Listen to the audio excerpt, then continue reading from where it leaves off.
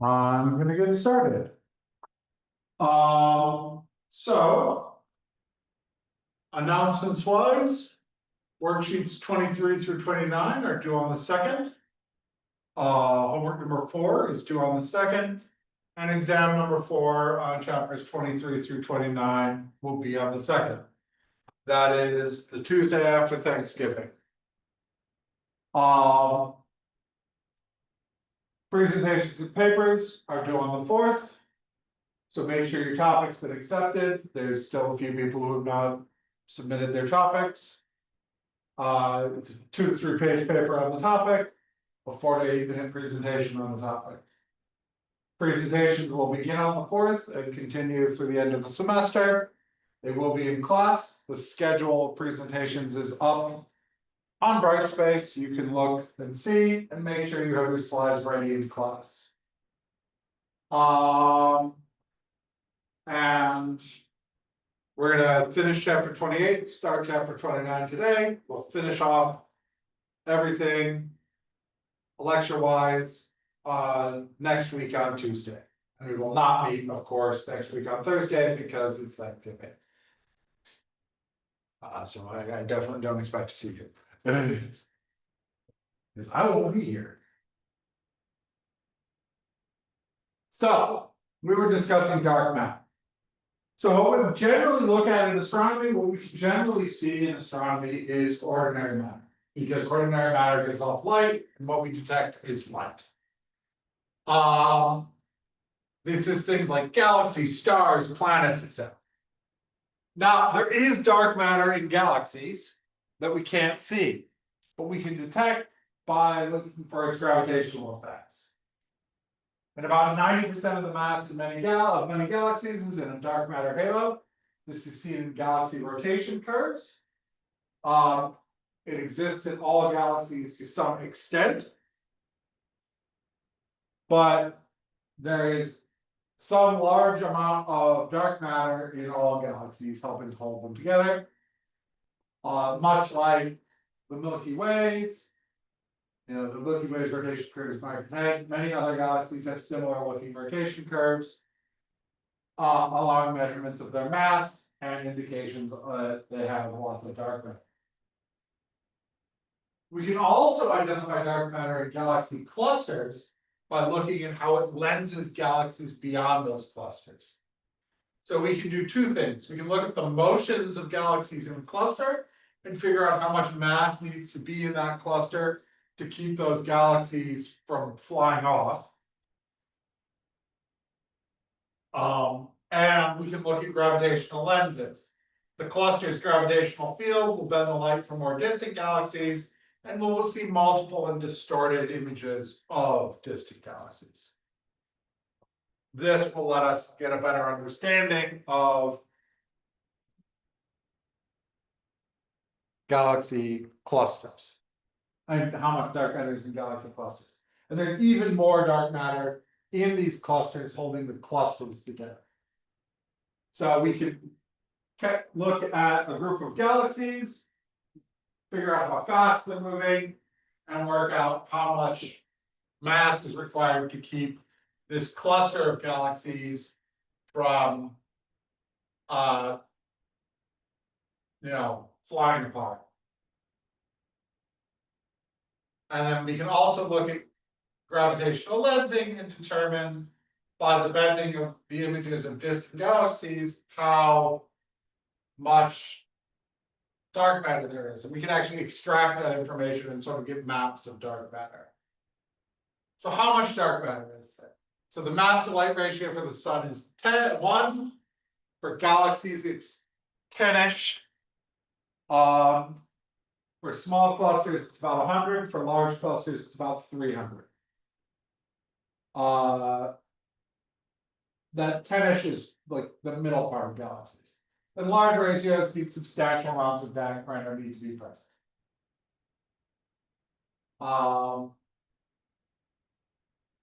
So galaxy mass measurements show galaxies need between 3 and 10 times more mass than can be observed to explain their rotation curves, and galaxy clusters need between about 10 to 100 times more mass.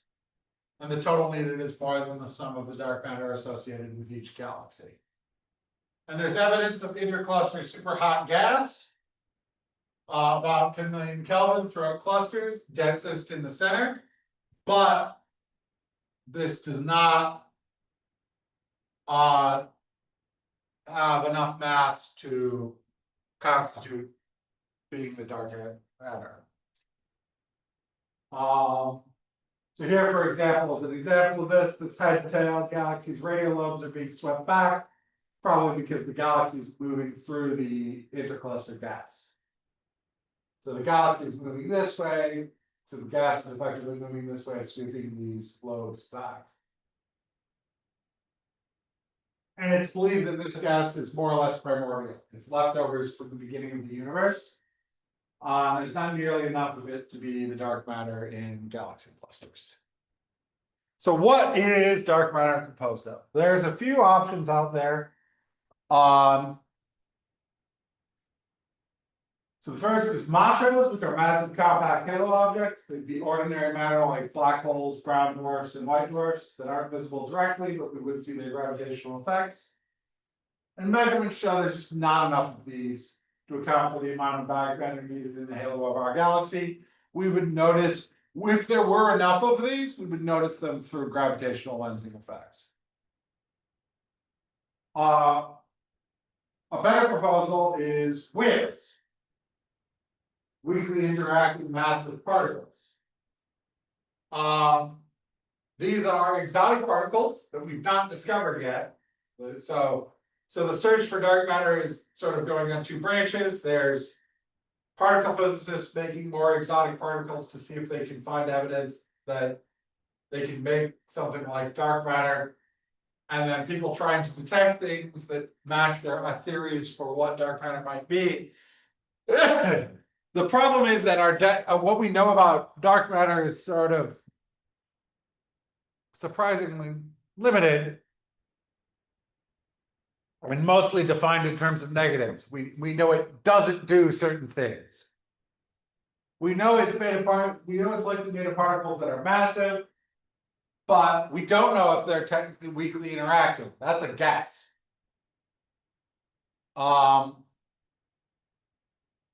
So the problem is a lot of the ways we're trying to detect dark matter depend on our theories of what dark matter is. And if those theories are wrong, well, these attempts aren't going to be very effective. So what do we know about dark matter? Well, one of the things we know is that it's cold dark matter as opposed to hot dark matter. So hot and cold refer to the speed of the particles for the dark matter. Hot dark matter would smear out clumps and inhibit the growth of clusters, and it would take much longer for structure to develop in the universe. While cold dark matter would grow clumps of matter much faster, and it's the most consistent with our current observations. So cold dark matter matches our ideas. Simulations with cold dark matter create structure similar to what we see in our universe, in the same sort of time scales we see structure developing in our universe. Because one of the things we see is that structure develops in our universe faster than it could have if it was just ordinary matter. And we can actually work out some details on one of the things that was eliminated was neutrinos. Neutrinos don't work out as a source for dark matter. And I think people were able to roughly determine that it has to be relatively massive particles. So dark matter makes up the vast majority of matter in the universe. For every 1 gram of luminous ordinary matter, there are 4 grams of non-luminous ordinary matter. So for every 1 gram of matter that's putting out light, there's another 4 grams of matter that isn't. There are 27 grams of dark matter, and then there are 68 grams of dark energy. So only about 4 to 5% of the universe is ordinary matter, and only about a fifth of that ordinary matter is putting out light. Now, we'll talk a bit about dark energy. There's actually a bunch of controversy about dark energy going on right now.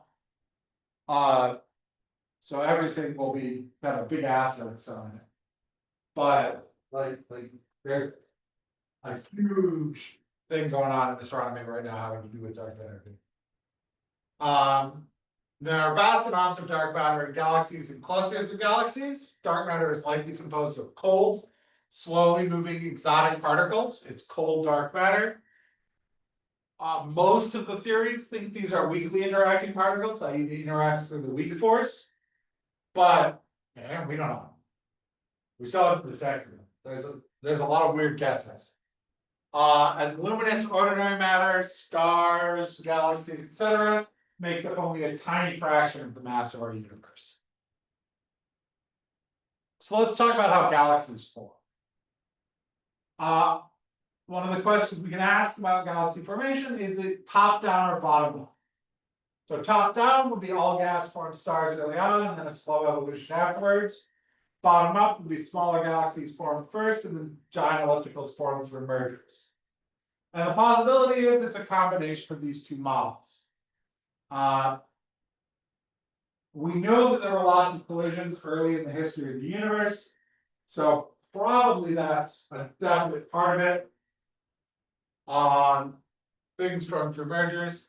And if we look, so that was about ellipticals, it's probably some combination of the two.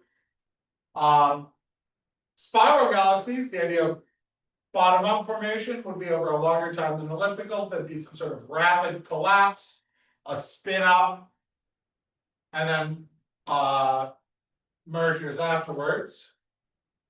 Or so there's one possibility is a rapid collapse where we have some primordial hydrogen cloud that collapses under gravity, spins out, creating a disk, and then a large bulge of ancient stars dominates the galaxy. Another possibility is you have some sort of disk and then a companion that falls into this. The bulge inflates with the addition of young stars and gas. So that's the other thought. Hubble thought ellipticals could turn into spirals. As far as we know, that's not possible. The opposite, however, may be. A massive collision of two spirals could form an elliptical galaxy. But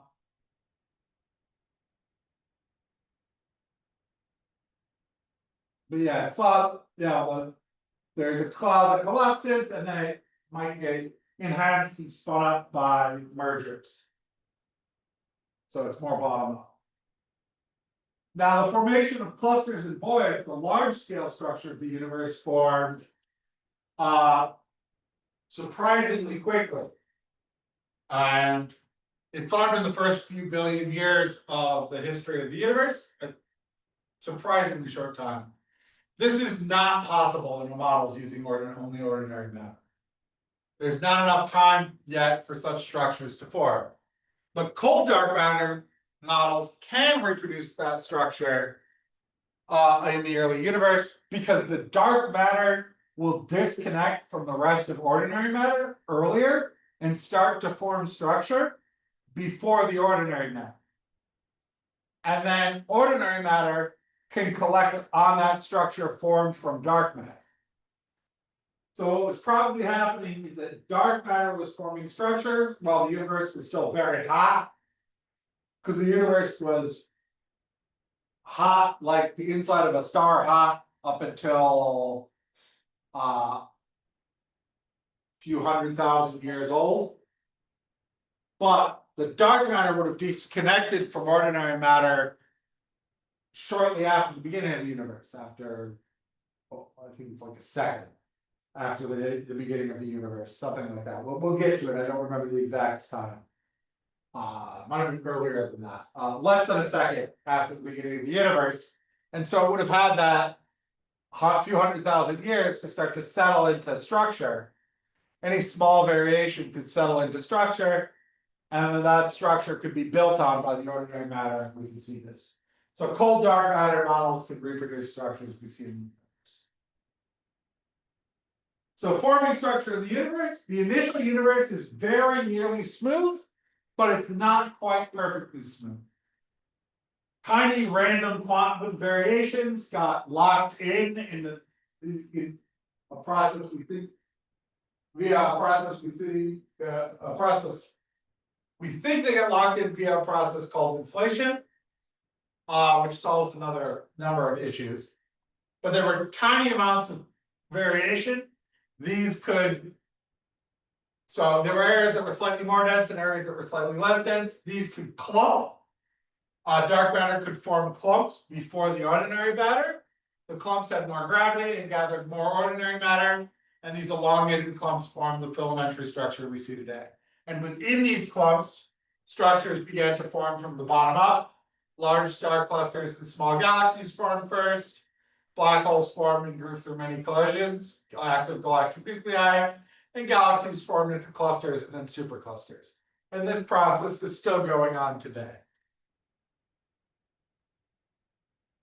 So the formation of clusters, first small clouds formed, these merged into galaxies, and galaxies came together to form clusters and then superclusters. And over time, the expansion of the universe has basically slowed this process down. Galaxies formed for a combination of top-down and bottom-up processes. Dark matter is needed to explain how the structures we see in the universe today could have formed in such a short time. And the large-scale structures can be reproduced using simulations involving cold, dark matter. So galaxy masses can be determined by rotation curves and motions of individual galaxies and galaxy clusters. All measures show that a large amount of dark matter needs to exist. The merger of small galaxies to form a larger galaxy is probably an important part of galaxy formation. Collisions are also important. And the merger of large spiral galaxies probably results in an elliptical galaxy. Quasars, active galaxies, and normal galaxies may represent an evolutionary sequence. Galaxy clusters are gravitationally bound into superclusters, and the universe has structure up to about 100 to 200 megaparsecs. Beyond that, there's no sign of it, and quasars can be used as probes of intervening space, especially if there is galactic lensing. So that was the end of chapter 28. We're going to start chapter 29, which is the last chapter. So we'll start it today. We'll finish it on Tuesday next week. And then we'll have the test on Tuesday, the week after Thanksgiving. So cosmology, this is the study of the universe as a whole. So let's start talking about a sort of model of the universe. So if we look at the universe on the largest scales, the largest structure known in the universe is the Sloan Great Wall. And we see that there's no, right here, and there's no structure larger than about 300 megaparsecs in size. Anything above that, it all sort of evens out. Therefore, the universe is homogeneous. Any 300 megaparsec square block appears much like any other on scales greater than about 300 megaparsecs. And the universe also appears to be isotropic. There is no special direction. No matter which way we look, it all looks much of a muchness. And the cosmological principle includes these assumptions of isotropy and homogeneity. And we build off that to help build our ideas about the structure and history of the universe. Now, one of the things that comes out of this, though, is something called Olber's paradox. If the universe is both homogeneous and isotropic, if you look any direction, eventually you're going to see something that's glowing. But the sky gets dark at night. So why don't every direction we look at, we see something that glows? So if the universe was homogeneous, isotropic, infinite, and unchanging, the entire sky should be as bright as the surface of the sun. This is Olber's paradox. But we know the universe is unchanging. It's expanding. So Olber's paradox is solved by the surprisingly simple solution of that eventually you run out of history of the universe. It's finite in time. So why is it dark at night? The universe is homogeneous and isotropic. So it must not be either infinite or unchanging. We've already found that galaxies are moving away from us faster the further away they are. That means it is not unchanging. It's expanding. We run expansion backwards, well, then there's a star. So there's this, if you have something that's expanding, well, what happens to something expanding in the distant past? Well, it's all coming together. So early in the history of the universe had to be a lot smaller, denser, a whole lot smaller and denser. And all matter and energy was compressed into, all matter and energy we can observe was compressed into a very small volume. And so the Big Bang is this idea of starting from the universe was tiny and super dense, and then it expanded outward. So when did this occur? Well, we can calculate this using Hubble's law. And it turns out if you can measure Hubble's constant, you can work out running it backwards, and you get a very simple solution. The age of the universe is just 1 over Hubble's constant. You divide the rate of expansion of the universe, you divide 1 by the rate of expansion of the universe, and you get its age, assuming the expansion is constant. But now that expansion rate could be changing. You would expect it to be slowing down, because gravity is going to fight against that expansion. If everything was flowing outwards, gravity will slow it down. Gravity should slow the expansion over time. The amount that it does this depends on the amount of matter in the universe. Well, people tried to measure this. And this is actually where there's a really big debate going on now, where there's some debate about whether that measurement was accurate or not. You could use type 1a supernovae as standard bulbs, and they should appear brighter than expected if the universe was decelerating. Because you could work out from their redshift how far away they should be, and then you can work out how bright they should be. And if the universe is decelerating, they won't be as far away as you think they should be. And so they'll be brighter than you expect. And they were actually found to be fainter than expected. So the universe must be accelerating. This is where there's a whole bunch of debate about this right now. But this is the accepted understanding. The universe is accelerating. There's been some debate about this recently. I'm not going to go into any more detail than that because I don't actually know that well, because it's still actively happening. So there's 2 possibilities for the universe in the far future. It could keep expanding forever, or it could eventually collapse.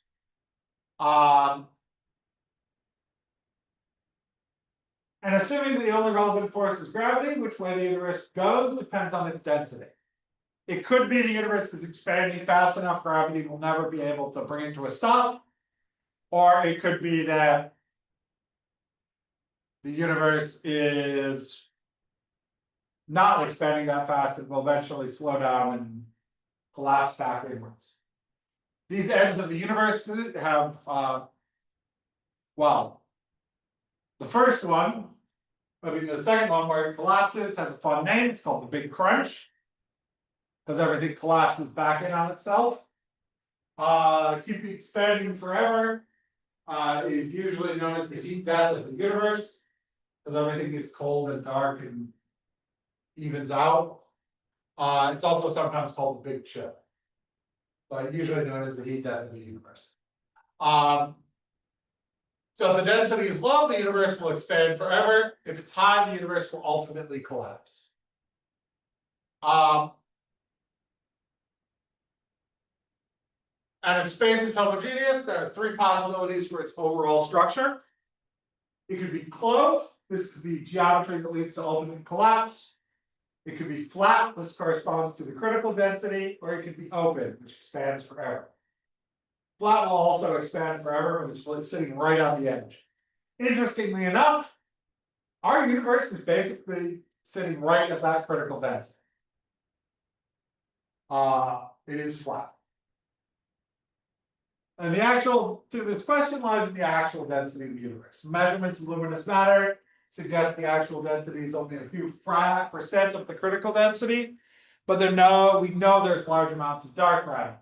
And when you included all the matter we think must exist, it turns out on various measurements we end up sitting basically flat.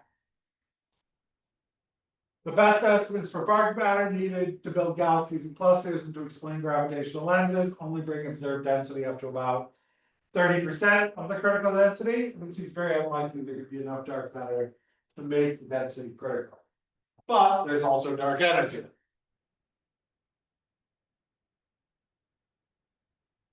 But the type 1 supernova can be used to measure the behavior of distant galaxies.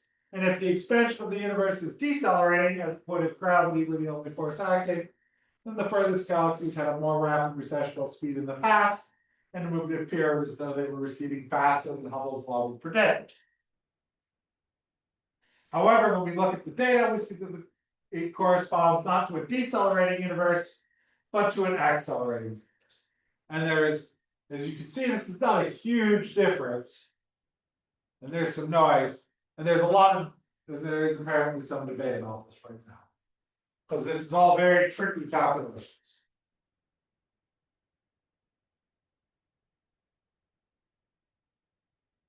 But in the generally accepted position is we are in an accelerating universe. So energy is required to make the universe accelerate. This energy is something in the vacuum of empty space. It is not an important factor early in the history of the universe, but later it forces the universe to accelerate. And the acceleration makes the universe appear younger than the value given by Hubble's constant. So the general acceptance is that the universe is expanding and accelerating, and that dark energy actually, I believe to the best of our calculations, the dark energy does get us to the critical density. And a possible explanation for the acceleration is vacuum pressure, a cosmological constant, also called dark energy. And now you know most of what we know about dark energy. We know how much there is. We know it's accelerating the universe. That's about it. So one of the things we can do is get some idea about the age of the universe, is compare the ages of things. So the oldest stars in galaxy clusters are 12 to 13 billion years old. The oldest stars by uranium decay are about 12.5 billion years old. And both are consistent with the age determined from the expansion of the universe, which is around 13 and a bit. Well, it's like, I think if you run Hubble's constant back, you get 13.5-ish. I don't know. There's a bit more than 13 billion. Our best estimates are somewhere in the 13.6 to 13.8 billion years for the history of the universe. There's a big thing where there were two values. So models of the universe must include expansion. And the universe needs to be homogeneous and isotropic on the largest scales. So there's a few different models of expansion. We have a decelerating universe, which expands. There's two possibilities. It could expand and collapse. It could expand and slow down, but never turn around. We have a coasting universe, which is expanding at a constant rate. And then we have an accelerating universe. We seem to be living in a more or less accelerating universe, or at least now it's accelerating. This sort of shows our history of the universe as we presently understand it. There was the Big Bang. After the Big Bang, the universe was sort of decelerating, and then once it got big enough, dark energy started to kick in and dominate. And we ended up in an accelerating universe. So it begins with the Big Bang, followed by rapid inflation, the short period of very rapid inflation, a slowing of the expansion due to gravity, and then finally an accelerated expansion due to dark energy. And by short period of rapid inflation, I mean 10 to the minus 35 seconds. Very short period of time. So if we imagine materials spread smoothly throughout the universe, more matter leads to more gravity, which leads to slower expansion. You have a high density, you get a closed universe. A lower density, number 2 and 4 are open universe, where 4 adds dark energy. And the critical density 3 is sort of the boundary between open and closed. We seem to be somewhere around the critical density with dark energy, so the closest to these would be 4. So this figure shows our current understanding of the composition of the universe. Only about 5% is normal matter. And the age of the universe depends on its composition. We know its present size. In order to extrapolate backwards to 0 size, we need to know how it got to the size it is now. So this is accelerating, empty, low density, critical density, high density. We're probably in something like the accelerating universe here. So it's a little bit off from Hubble's codes. But again, the age of the universe is about 13.6 to 13.8 billion years. Current evidence shows the universe will expand forever. Dark energy strengthens this evidence. The universe will eventually become cold and dark. Something called the heat death of the universe, or the Big Chill. There is another possibility. If dark energy keeps getting stronger, there is the possibility that dark energy will get strong enough to actually tear everything apart in a dramatic manner called the Big Rip, where dark energy will get strong enough to tear apart atoms and such, and the universe will just rip itself apart. So this is the eventual future of the universe: cold and dark, and everything is all the same temperature. So Hubble's constant allows us to estimate the age of the universe, assuming a constant rate of expansion. Current observations suggest the universe is accelerating because of dark energy, and this implies the universe will die a cold, dark death. So we talk about the end of the universe. Let's talk about its beginning. So the first idea of a Big Bang was proposed by George Lemaitre. This was actually before we knew about fusion existed. It was in the 1920s. Fusion hadn't been discovered yet, but fission had. So he proposed this idea of a primeval atom that broke apart, forming the present atoms in the universe. Basically, fission on a cosmic scale. And he compared it to the end of a fireworks show, watching the fading embers of the universe. Today, we know more about nuclear physics and know that actually atoms are built up from small atoms. So that idea of this primeval atom was off, but the universe still must have been hotter and denser in the past. And this was proposed before it was discovered the universe was expanding as well. In the 1940s, nuclear fusion was discovered. And we learned that nuclear fusion was the source of the sun's energy. And George Gamow proposed the universe built heavy elements through nuclear fusion. This is similar to today's ideas. Only the lightest elements formed during the Big Bang. These were hydrogen, helium, and lithium. And they, in fact, formed during a period of nuclear fusion. You started with the raw, just subatomic particles, and then some fusion happened to form, turn about a quarter of the mass into hydrogen and a tiny bit into lithium. So here's a short video about, the start of our universe, the birth of our universe. Welcome to an overview of the chapter titled The Birth of the Universe. In this video, we'll introduce a few of the key learning objectives of the chapter. In particular, we'll describe the earliest moments in time according to the Big Bang Theory, explain how observations of microwaves from the sky provide evidence for the Big Bang Theory, explain how observations of the abundance of helium provide evidence for the Big Bang Theory, and recognize that patterns in the microwave sky may be evidence for an early period of rapid expansion. Throughout your textbook and these videos, we have studied how the matter of the early universe gradually assembled into galaxies, stars, and planets. But where did the matter itself come from? This image, showing an all-sky view of what we call the cosmic microwave background, holds key clues. Indeed, it provides strong support for the Big Bang theory, the detailed scientific theory indicating that the universe began about 14 billion years ago with an event we call the Big Bang. The basic idea of the Big Bang comes from the fact that the universe is expanding and cooling with time, which suggests that matter and radiation must have been more compressed and hotter in the past. We can use the laws of physics to make models showing just how hot and dense the universe must have been at each moment in time. This figure shows the results, with time on the horizontal axis and temperature on the vertical axis. Notice that both scales use powers of 10, so that we can see the dramatic changes that happened very early in time. For example, at a time just 1 second after the Big Bang, models indicate that the temperature of the universe was about 1 billion degrees, and temperatures were far hotter as we look back into the first fraction of a second in the history of the universe. During these early moments, the temperature was great enough for pure energy to turn into matter, in accord with Einstein's formula E equals mc squared. For example, this diagram shows two gamma-ray photons combining to make an electron and an anti-electron, which is the electron's antimatter equivalent.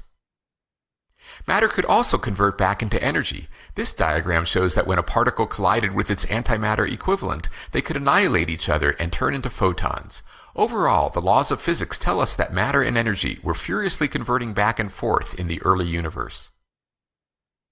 The Big Bang Theory uses the known laws of physics to make predictions about what the universe must have been like in those very early times. Scientists then seek to make observations that can test those predictions. The vertical strip represents a timeline that starts with the Big Bang at the top, labeled with temperature and key events as predicted by the laws of physics. The key at the lower right indicates the various particles depicted schematically along the timeline. Current knowledge of physics does not allow us to predict conditions during the earliest era, called the Planck era, though scientists suspect that all four of the universe's known forces were unified into a single superforce at that time. Calculations indicate that gravity would have become distinct from the remaining three forces about 10 to the minus 43rd seconds after the Big Bang, putting us in the Gut era. Gut refers to so-called grand unified theories suggesting that the strong, weak, and electromagnetic forces were unified at very high temperatures. The Gut era ended when the strong force separated from the others at about 10 to the minus 38 seconds after the Big Bang, a moment when the universe may have undergone a very rapid period of expansion, known as inflation. As the Gut era and inflation ended, the electromagnetic and weak forces remained unified as the electroweak force, so this next era is called the electroweak era. During this time period, energy and matter continued to convert back and forth, making subatomic particles of all types, including quarks, the building blocks of protons and neutrons. Experiments in particle accelerators tell us that the electromagnetic and weak forces became distinct at temperatures corresponding to those the universe had at an age of 10 to the minus 10th seconds, initiating the particle era, which lasted until quarks combined to make protons and antiprotons at an age of 1/1000th of a second. During the next 5 minutes, nuclear fusion converted some of the universe's hydrogen into helium in what we call the era of nucleosynthesis. The era of nucleosynthesis left the universe with a chemical composition of about 75% hydrogen and 25% helium by mass. At this point, it was too cold for fusion to continue, but too hot for electrons to join with atomic nuclei. This marked the era of nuclei, which lasted for 380,000 years. Prior to this, photons, indicated by the squiggly lines, had bounced rapidly around among the electrons, but once atoms became neutral, photons could travel straight paths through the universe. Thus began the era of atoms, which continued until galaxies began to form many millions of years later. That's sort of an outline of some of the stages. That decoupling of dark matter probably happened at the end of the electroweak era, or at least that's where our current theories think it did. So dark matter had from 10 to the minus 10 seconds of the history of the universe to settle out into structure. So what were conditions like in the early universe? What was it like? This is an image of the cosmic microwave background showing the tiny variations we see in the density of the universe at the end of the, at the start of the atomic era, with that 380,000 years after the beginning of the universe. So the early universe must have been extremely hot and dense. And if everything is very, very hot, energy can convert into matter, and matter can convert into energy. So you can have some photons turn into pairs, particle and antiparticle, and then they can recombine to become photons. So the early universe was full of particles and radiation, turning into particle-antiparticle pairs and vice versa. One of the big questions people are still working on trying to solve is, you might have noticed the universe is made of matter and not antimatter. So there has to be, our early understanding was that all of these processes that made matter from energy created equal amounts of matter and antimatter. So we've been looking for slight, things that will allow that slight dominance of matter over time in cycles. I think we found some where there's tiny differences between what matter does and antimatter does. And that can lead to that, existence of, the universe is made of matter, not nothing. So how did the early universe change with time? Here's sort of an image of that history of the universe. There's the Big Bang, there's inflation, there's this 3,800 years, and then there's the expansion. So the very first few minutes, in the first few minutes, the temperature dropped very rapidly. So after 0.01 seconds, it was down to 100 billion Kelvin. After 3 minutes, it was down to 1 billion Kelvin. After a few 100,000 years, it was down to 3,000 Kelvin. Radiation dominated the very early universe. Energy can be converted into matter, but the temperatures required are very high. So for electron-positron pairs, that's something like 6 billion Kelvin. And 100 trillion Kelvin proton, anti-proton creation and destruction. So very high temperatures, you have this constant creation and destruction of particles. So the earliest eras were defined by the kinds of forces present in the universe, while later eras are defined by the kind of particles present in the universe. There are 4 known forces in the universe, and we believe that as we get to higher and higher energies, they will merge. We know that electricity, electromagnetism, and the weak force do merge. We've actually observed that. We have very good reasons to believe the strong force and the electroweak force will merge to form the gut force. And it's thought that gravity will eventually merge with all the other forces to form some sort of super force. So the fundamental forces, it's believed that they will merge at high enough energies. But higher energies is just going back in time into the early history of the universe. So it is believed that in the very early history of the universe, they were merged. One of the keys to understanding the Big Bang Theory is to first understand the forces in nature and how they might have been unified in the very early universe. We'll discuss these fundamental forces in this video. According to our modern understanding of physics, everything that happens in the universe today is governed by just 4 fundamental forces: gravity, electromagnetism, the strong force, and the weak force. Let's briefly consider the roles of each. Gravity is the most familiar of the 4 forces because it explains everything from why we remain on Earth's surface to the collisions that can occur between galaxies. However, on a per-particle basis, gravity is by far the weakest of the 4 forces, as you can recognize by thinking about a pair of subatomic particles. For example, consider 2 protons. Both have mass, so the universal law of gravitation tells us that there should be a gravitational force acting to pull them together. But protons also carry a positive electric charge, and the electromagnetic force repels them much more strongly than gravity attracts them. That is why all interactions between the charged particles that make up atoms and molecules, which means virtually all chemical and biological reactions, are governed almost entirely by the electromagnetic force. Indeed, the only thing that prevents electromagnetism from always dominating gravity is that there are also negatively charged particles, like electrons, and the strong attraction between opposite charges ensures that large masses are electrically neutral overall. In contrast, more mass always means more gravity, allowing gravity to dominate for large objects like planets, stars, and galaxies. We rarely notice the two remaining forces in our everyday lives because they act only over extremely short distances, like those within atomic nuclei, but they are very important.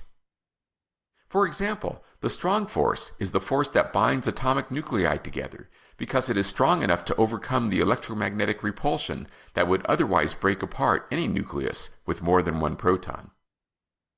It's also responsible for holding individual protons and neutrons together because these particles are made of smaller particles called quarks. The weak force plays a crucial role in both fission and fusion, and is also the only force besides gravity that affects weakly interacting particles, such as neutrinos. The four forces seem quite distinct in today's universe, but current models of physics predict that they are actually manifestations of a smaller number of more fundamental forces. As an analogy, consider ice, liquid water, and water vapor. These three substances seem quite different in appearance and behavior, but we know that they are all made up of the same underlying molecule, H2O. In a similar way, experiments and models indicate that the four forces will lose their separate identities under conditions of extremely high energy or temperature, like those that prevailed in the very early universe. This graph shows temperature increasing to the right. Because the universe must have been hotter at earlier times, higher temperature corresponds to times closer to the Big Bang. Notice that these times, shown in seconds, are extremely small, indicating that most of this graph shows temperatures that prevailed only within the first tiny fraction of a second after the Big Bang. The vertical axis shows the relative strength of forces. Note that at low temperatures, like those that exist in the universe as a whole today, the four forces are distinct, and gravity is by far the weakest. However, as we look to the higher temperatures that prevailed at earlier times, the forces begin to lose their separate identities. To be sure you understand the idea, try this question. Which of the four forces that exist today were merged together in what scientists call the gut force? Was it the strong and weak forces only? The strong, weak, and electromagnetic forces? All four of the forces that exist today? Or electromagnetism and the weak force only? The answer is B, the strong, weak, and electromagnetic forces. To see this, notice that the electromagnetic and weak forces merged to become the electroweak force here, at temperatures predicted to have occurred when the universe was about 10 to the minus 10th seconds old. The gut force then comes into play when the electroweak and strong forces merge at even higher temperatures, representing an even earlier time in the history of the universe. Experiments performed with particle accelerators have confirmed the prediction that the weak and electromagnetic forces unify to become the electroweak force, and at least some evidence suggests that the gut force really exists at very high temperatures, though we cannot test such temperatures directly. What occurs at the very highest temperatures is more speculative, but as you can see here, scientists suspect that in the first instant after the Big Bang, all four forces were unified into a single superforce. If so, that earliest moment was a time of ultimate simplicity in the universe.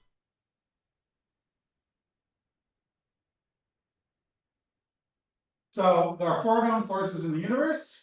In order of strength, they are the strong nuclear force, electromagnetism, the weak nuclear force, and gravity.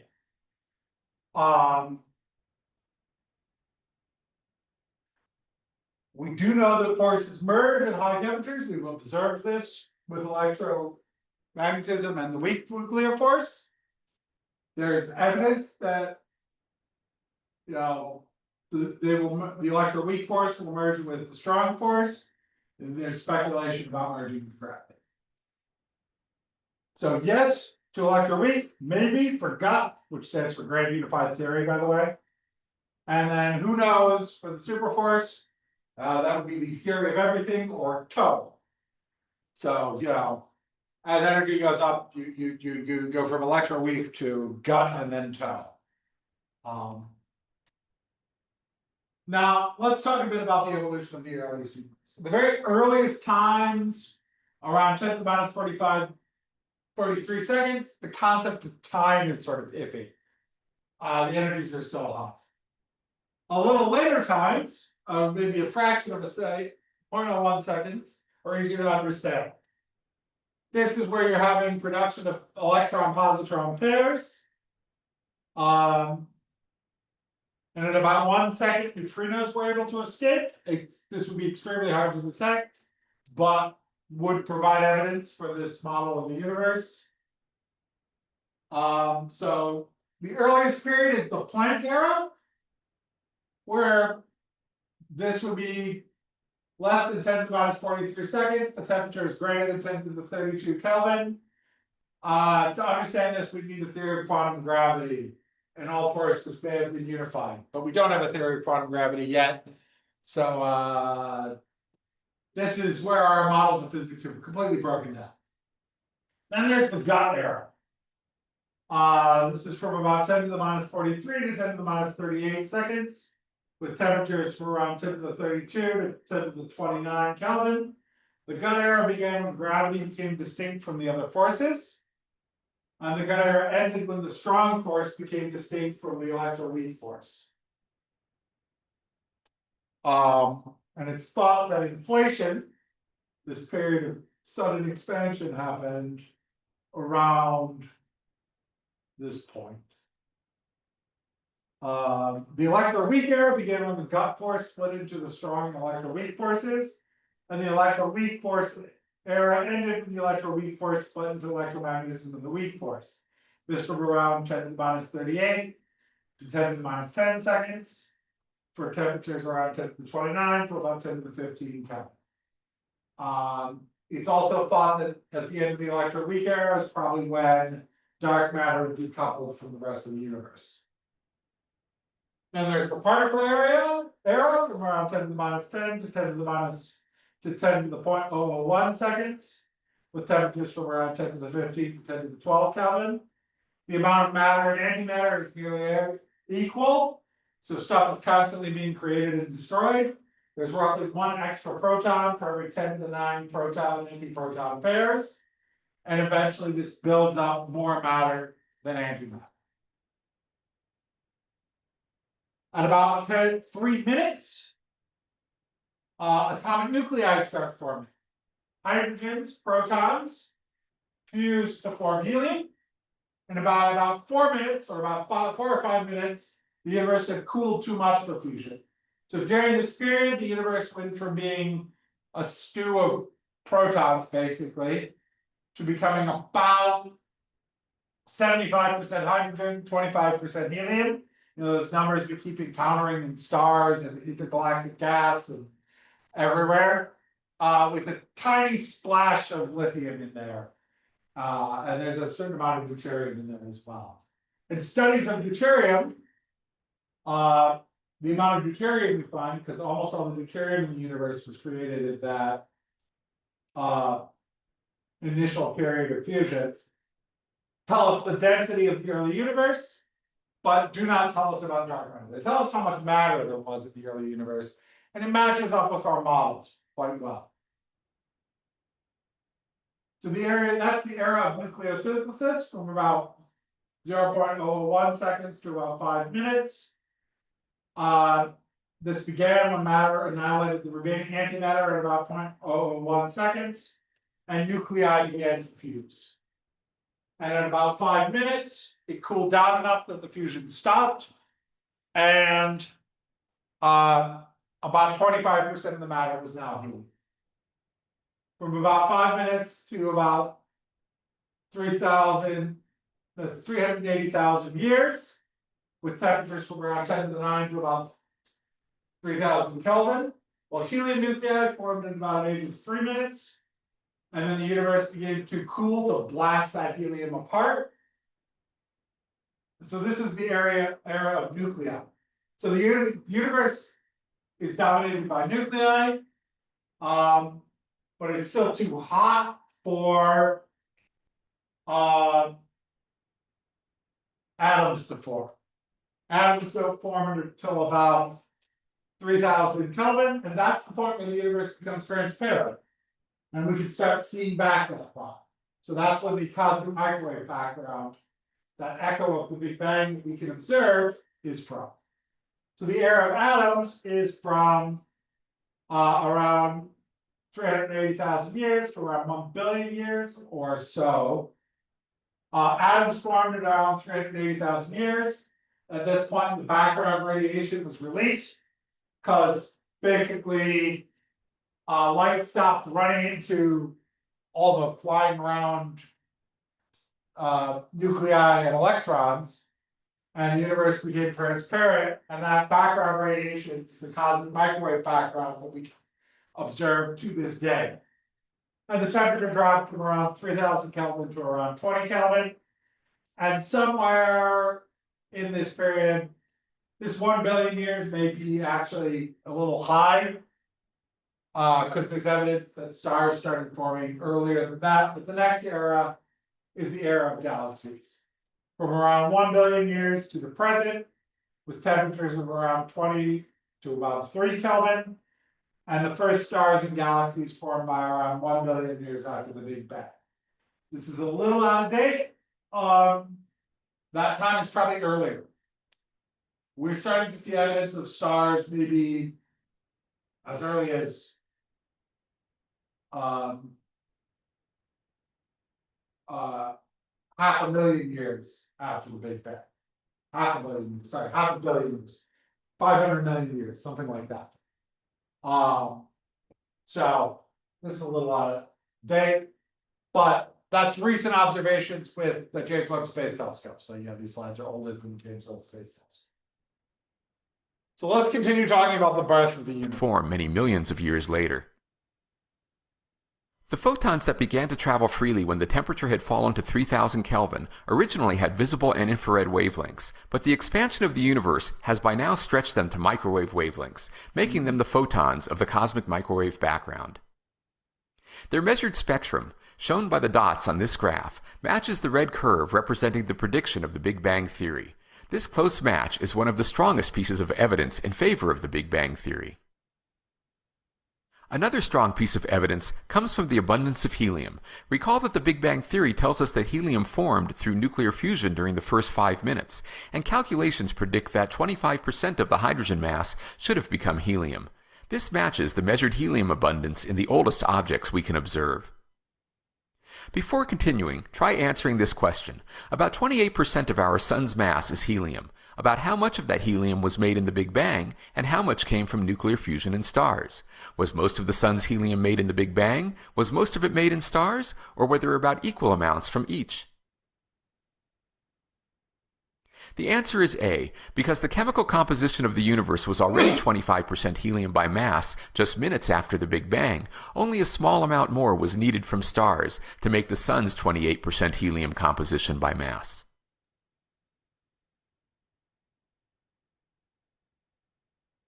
So these are some of the primary evidence for the Big Bang. The expansion of the universe is realized by the Hubble diagram. So we observe the universe expanding, so if we run that expansion backwards, it started at a small point. We've detected leftover radiation from the Big Bang. That's the cosmic microwave background. This was detected kind of hilariously by accident in the 60s, where a couple of scientists had set up a microwave telescope and were trying to clear out all the sources of noise. And they, no matter where they pointed their telescope, they kept sensing this signal at at a frequency corresponding to about 3 Kelvin. Yeah, that was the cosmic microwave background. They wouldn't eliminate it in all possible things, up to and including the possibility that it was pigeon poop. So the Big Bang theory correctly predicts the abundance of helium and other light elements in the universe as well. So this is the cosmic microwave background.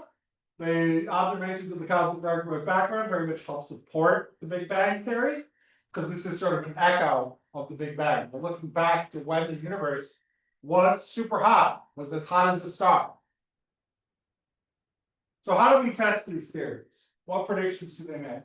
Well, after 380,000 years, electrons and protons combined into atoms. At that point, the universe would become transparent.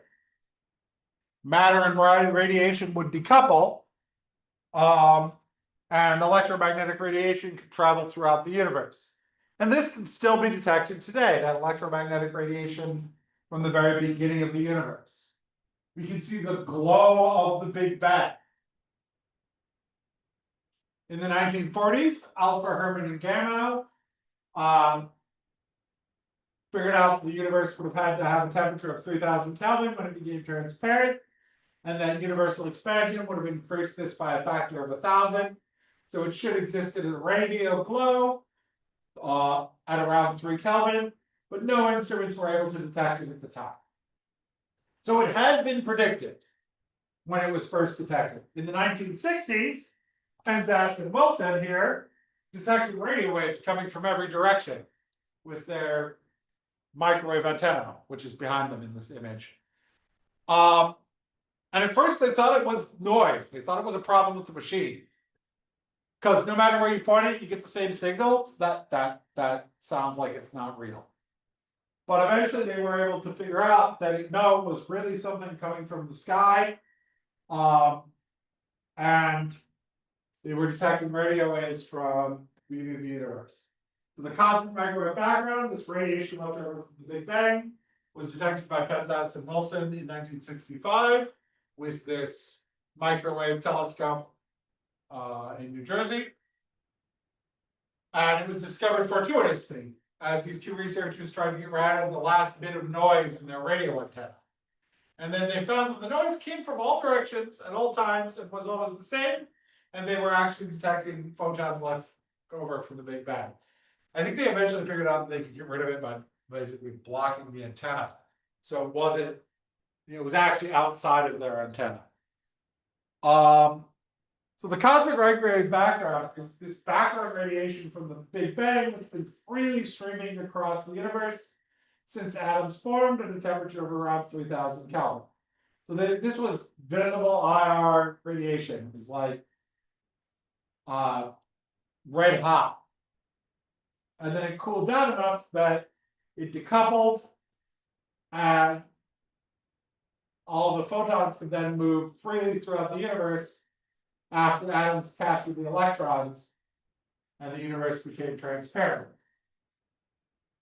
And the background has a near perfect thermal radiation spectrum to a temperature of 2.73 Kelvin, which is what is predicted by the Big Bang theory.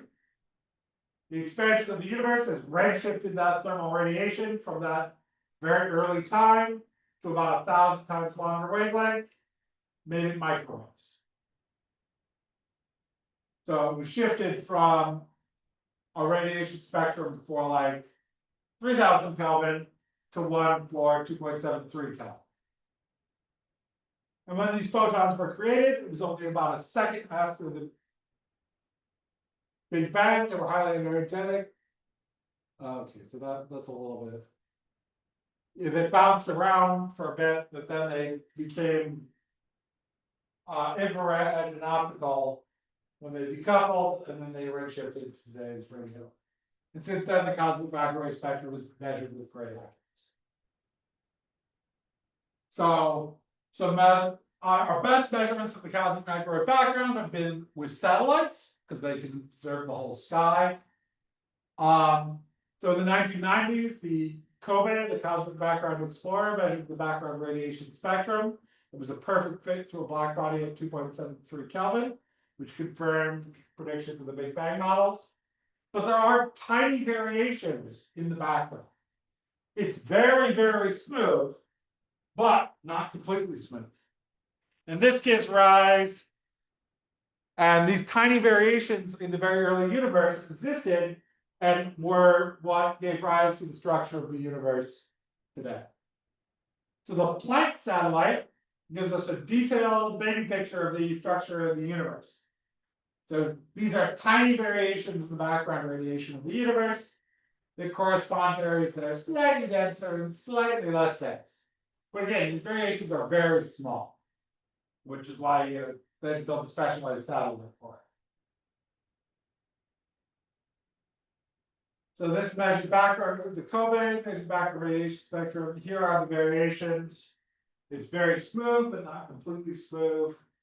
And we can get a lot of information by looking at how these variations are, because they're giving us an image only a few 100,000 years after the beginning of the universe, and they're showing us kind of the tiny quantum variations that were locked in by the early expansion of the universe.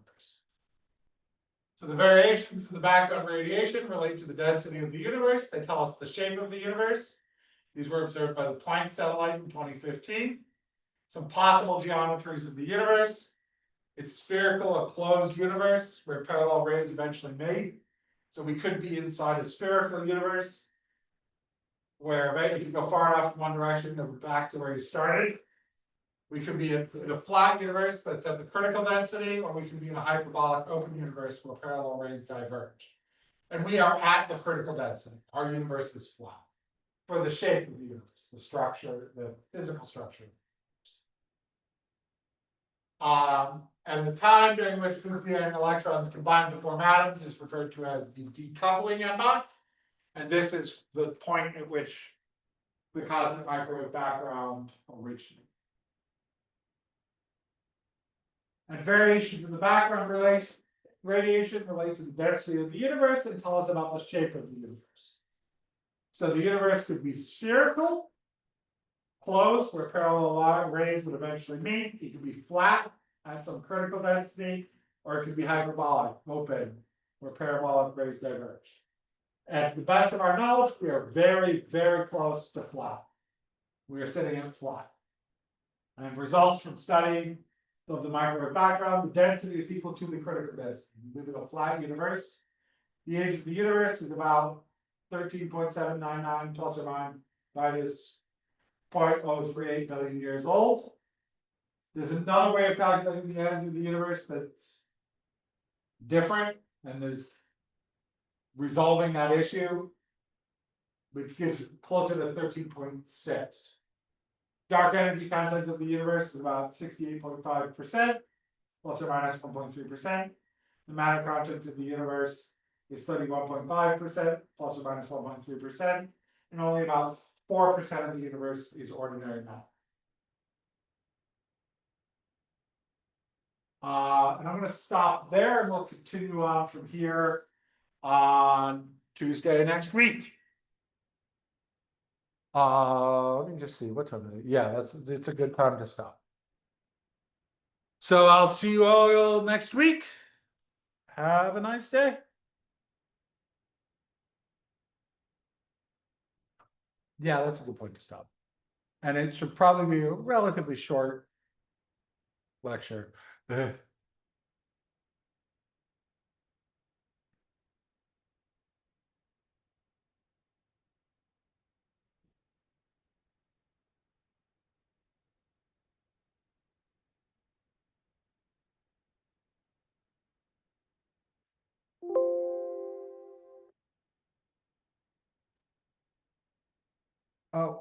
Let me stop sharing and